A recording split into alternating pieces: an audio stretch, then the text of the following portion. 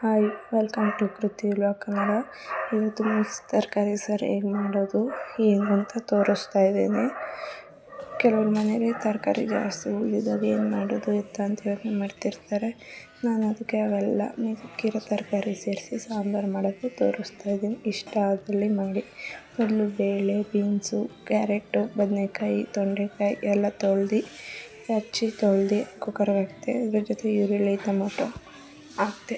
ಮಸಾಲೆಗೆ ಕಾಯಿ, ಒಂದು ಅರ್ಧ ಈರುಳ್ಳಿ, ಸ್ವಲ್ಪ ಹುಣಸೆಹಣ್ಣು, ಸಾಂಬಾರು ಪುಡಿ ಹಾಕಿ ನುಣ್ಣಗೆ ಪೇಸ್ಟ್ ಮಾಡಿಕೊಂಡು ಆ ಪೇಸ್ಟ್ ರುಬ್ಬಿರೋ ಮಸಾಲ ಹಾಕಿ ಮಿಕ್ಸ್ ಮಾಡಿಬಿಟ್ಟು ರುಚಿಗೆ ತಕ್ಕಷ್ಟು ಉಪ್ಪು ಹಾಕಿ ಚೆನ್ನಾಗಿ ಮಿಕ್ಸ್ ಮಾಡಿ, ನಿಮ್ಗೆ ನೀರೆಷ್ಟು ಸಾಂಬಾರು ಎಷ್ಟು ಗಟ್ಟಿ ಬೇಕೋ ಅಷ್ಟಕ್ಕೆ ನೀರು ಹಾಕ್ಕೊಂಡು ಅದಕ್ಕೆ ಸ್ವಲ್ಪ ಕೊತ್ತಂಬರಿ ಸೊಪ್ಪು ಹಾಕಿದ್ರೆ ತುಂಬ ಚೆನ್ನಾಗಿರುತ್ತೆ. ಲಿಡ್ ಕ್ಲೋಸ್ ಮಾಡಿ 4ರಿಂದ 5 ವಿಷಲ್ ಕೂಗಿಸಿದ್ರೆ ಬೇಳೆ ಎಲ್ಲ ನುಣ್ಣಗೆ ಬೇಯಂಗೆ ಕೂಗಿಸಿದ್ರೆ ತುಂಬ ಚೆನ್ನಾಗಾಗುತ್ತೆ. ಟ್ರೈ ಮಾಡಿ, ಚೆನ್ನಾಗಿರುತ್ತೆ. ಇನ್ನು ಹೆಚ್ಚಿನ ರೆಸಿಪಿಗೋಸ್ಕರ ಲೈಕ್, ಶೇರ್, ಕಮೆಂಟ್ ಮಾಡಿ, ಸಬ್ಸ್ಕ್ರೈಬ್ ಮಾಡಿ. Thank you.